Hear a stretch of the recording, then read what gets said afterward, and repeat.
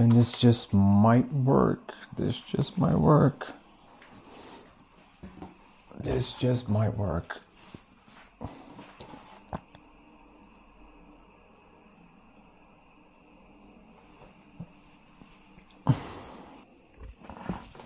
Hi guys, my name is Daniel. Welcome to the video. Welcome to the channel. I gotta cook something, and while I'm waiting for this to boil, not exactly sure what I'm gonna cook, but it's the best light that I have in the house right now. The sun is slightly starting to go a bit low, and I figured I might as well just do this video. This video is inspired of something that I found in my old notebook that I had in university that I'm gonna bring. And like this is the stuff that I added. This part, which is in English and you cannot understand what it's saying, and this is the notes that I took in class. And the fact that it's different colors makes me believe that I did not wrote this about 6-7 years ago in class. Maybe I wrote it at a different time, but based on, you know, this notebook, I have like, this is not the only notebook that I have. This is the one that I had during university, even though I had two of them. But I write a lot of stuff in here, and obviously I probably wasn't paying attention in class because I usually wasn't. But this inspired the idea that I was born out of pragmatism. And I guess the majority of us kinda are. At least that's what I'm thinking. That would make sense. Something that my father used to say to me. I probably talked the most with my dad when I was in childhood, growing up, in my high school period of time. That's when I did the most fishing. That's when I spoke with my dad the most. We kind of connected-ish the most during the high school period of time. And that's when Dad told me about Mom, about how they met. That's the most amount of time that we had together because we were fishing together, and we talked a lot. And that's when we didn't really bond. I guess we bonded, I don't know. But he told me about other girls that he dated or tried to date or whatever in his life. Not in a creepy way, not in a, hey son, let me tell you about this hot chick that I got laid with before I met your mom. No, not like that, not like that.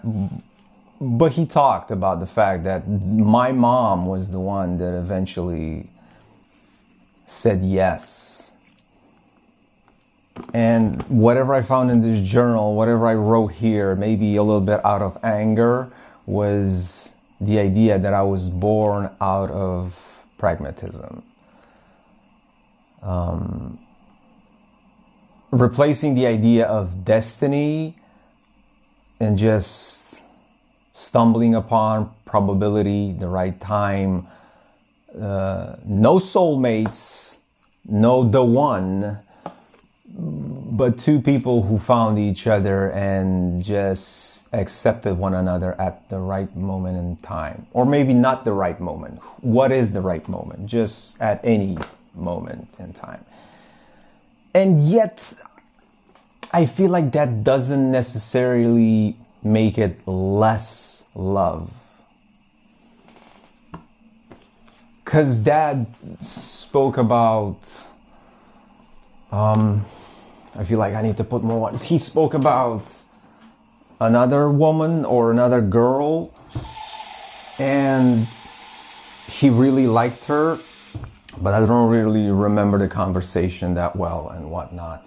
But he did mention that there were other girls, and at some point he met my mom, and she was the one that liked him because he was into her.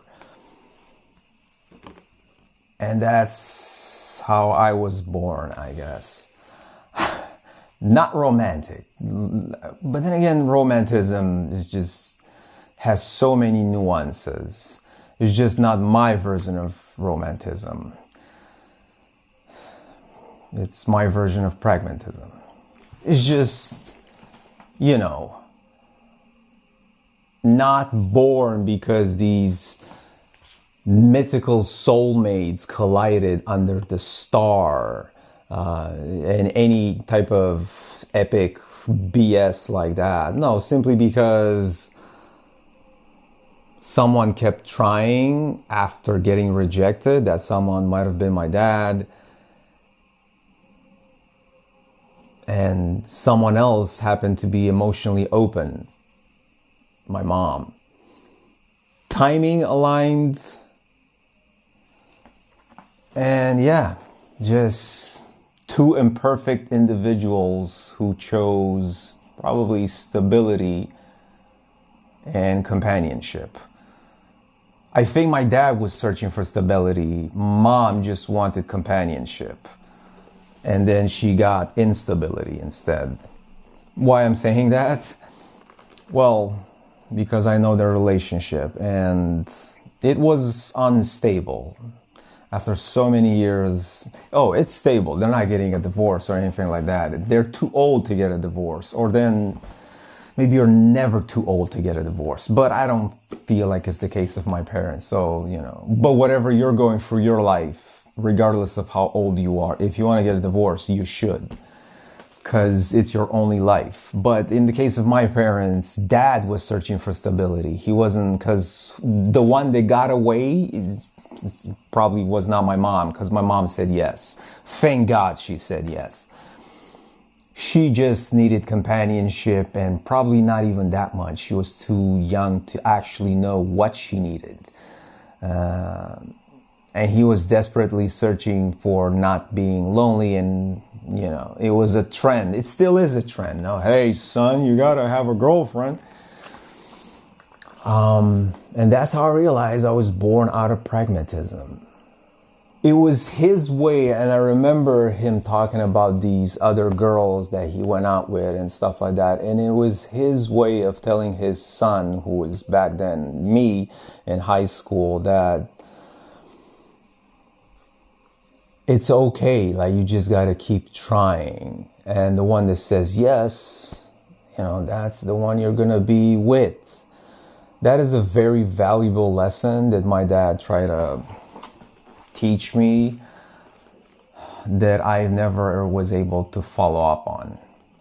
And I'm sad and I don't really forgive myself, and I'm very harsh on myself because I wasn't able to follow up on that, on that lesson. Because look how grateful that I'm alive and I'm here, and my dad kept trying, but I guess it's my duty as well to do the same thing. And he always spoke about the fact that it's just, you see this pretty face, you like her, you just gotta go talk to her and whatnot. And that leads me to this other idea that I saw this movie where it's saying that faces are overrated. Because there's a part of me that goes like, I don't want to see a pretty face, and it's just like, what am I gonna do? But faces are overrated. Oh man, I saw this movie with Ryan Gosling, was it? His latest movie. And that movie is about companionship, very deep relation, friendship beyond anything else. And what was important that, he said that faces are overrated. Well, not he said it. It was in a movie. Someone wrote the script. Obviously, he's just the actor, but coming from Ryan Gosling, a guy who lives by his pretty face and made an entire, acting career based on the fact he's probably one of the best looking men on the planet. Faces are overrated. Are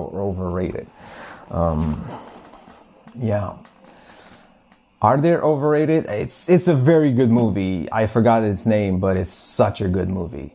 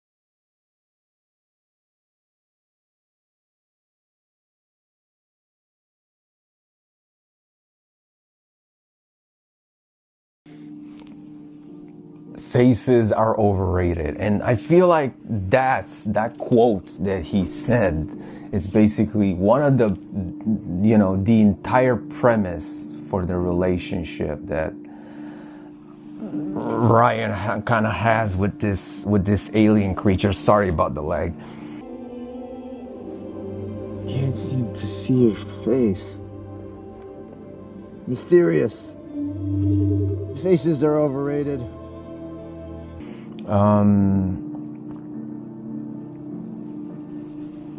It's like faces are overrated, and the fact that it didn't have a female face, because Ryan plays a single guy, right? He's probably lonely. He's like, the fact that he didn't have a face, it makes it so much better because it removes boundaries.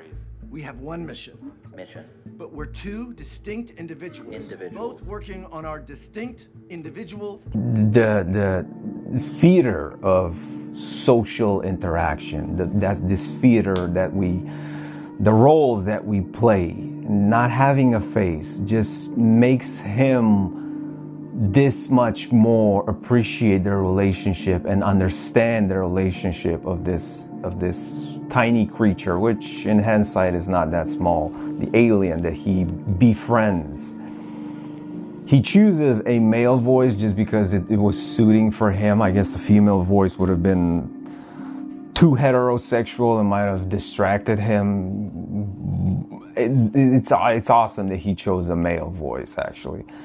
And it starts off this very genuine, healthy bromance between him and his newfound friend, which we don't know its sexual gender, if it has one. It's probably neutral, I'm thinking. I don't know. Faces are overrated. This quote, if you're not paying attention to it, you're probably gonna miss out on the whole philosophy of this entire movie. Like, it's such an important line. It's so well constructed, whoever wrote this script, because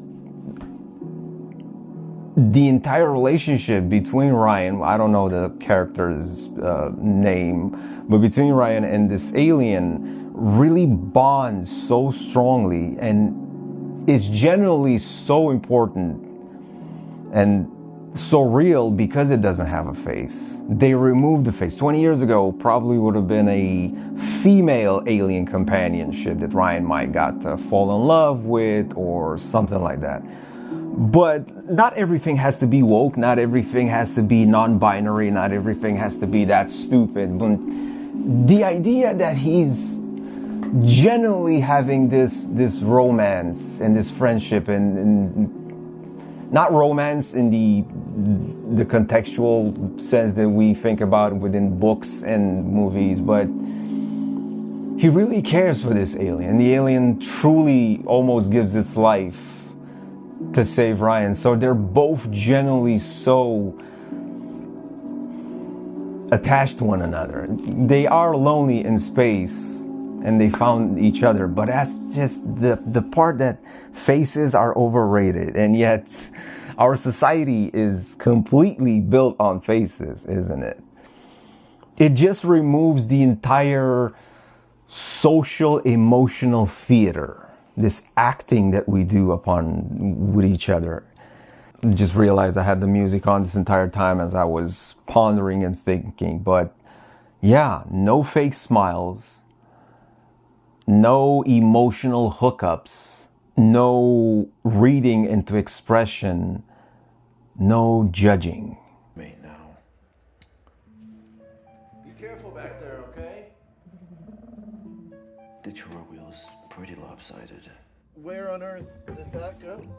And what you're left with is the best part of, the most purest part and the healthiest part of any relationship. Loyalty, actual dialogue, intelligent companionship, and each other's presence. I'm thinking that's so cool. Removing faces from a relationship just makes pretty much everything better. Just makes it more pure and probably even so much easier. Imagine if you're a guy like me and you fall in love with this woman and you happen to be blind and you never ever got to see her face. How much more soothing, calming, and just genuine that relationship can be when you've never seen the face of your wife. It's heartbreaking and it's sad, but at the same time, I feel like it's just 10 times much more healthier.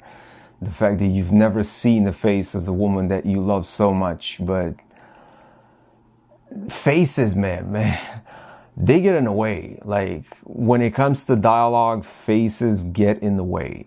Expression, just reading through emotions when you're looking at someone's face just gets in the way. That's probably why the moment itself feels emotionally clean. The character is interacting with consciousness itself, not with beauty standards or any social performance that comes from having a face. I mean, faces are sorry about that. Faces are powerful, right? But they tend to distort constantly because the face can portray weakness, worthiness, loyalty, unloyal, anger, all sorts of things that really impact us, misleading. I mean, it's hard to have a relationship, right? But even dialogue itself kind of really takes a step back when you think about it. When you're talking to a beautiful woman, have you ever generally had a good dialogue with a beautiful woman, like a healthy dialogue with an actually beautiful woman? It happened to me once. It happened to me once. Yeah, generally it happened to me once. I was in the second year of university, and this girl that was not in the class with me, she was so pretty. Like, generally, I seen her once or twice around uni, but now we sort of had this common class together and no one showed up and the teacher was, anyways. I ended up leaving with her for what might have been, I think I might have spent an hour and a half with this girl. If she sees this video, oh boy.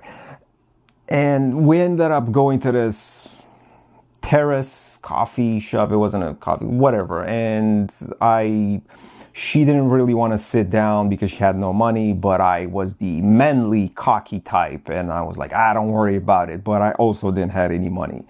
And I ended up buying for her a lemonade, but only for her because I didn't have money for one myself, spend more money. But I only had money for one lemonade. And I think we might have spent about 40 minutes-ish on that coffee shop and the entire trip.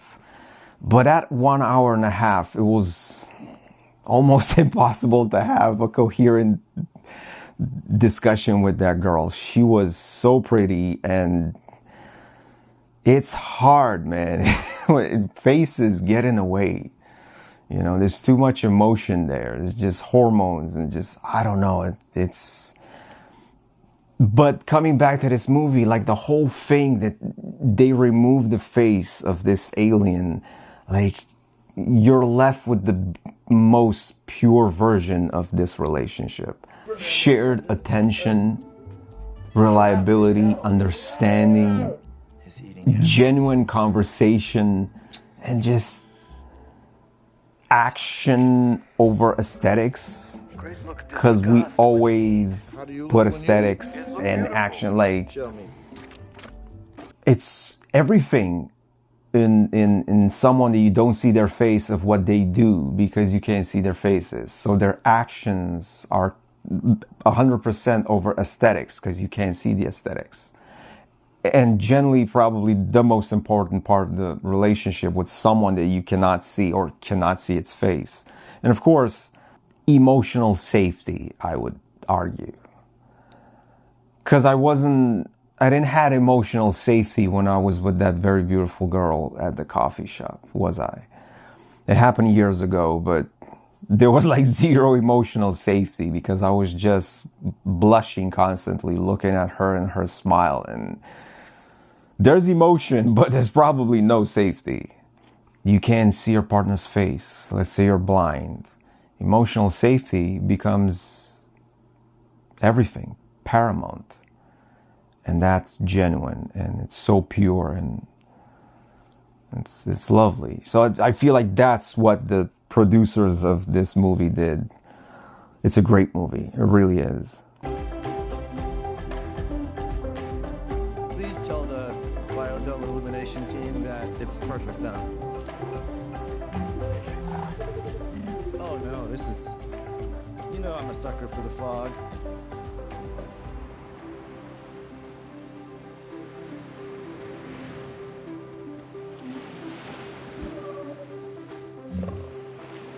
Yeah, pal.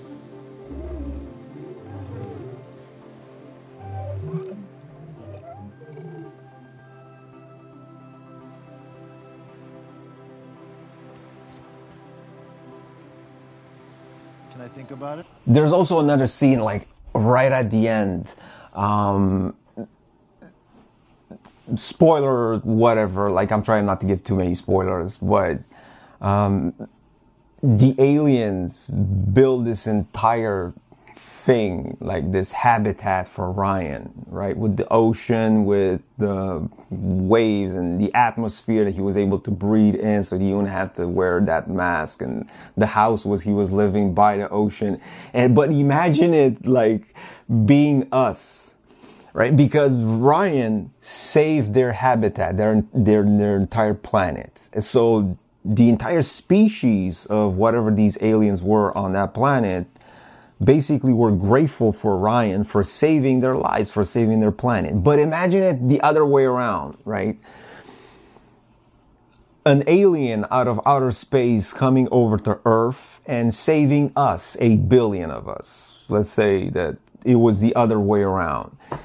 Us as humans, as nitpicky and as stingy as we are, because we're constantly fighting over money and property and budgets, and just imagine having this creature, this alien, saving your planet and putting up a budget at Geneva for the UN convention and saying that let's build a habitat for this beautiful alien that saved our planet, and that ends up being 100 billion euros or something like that.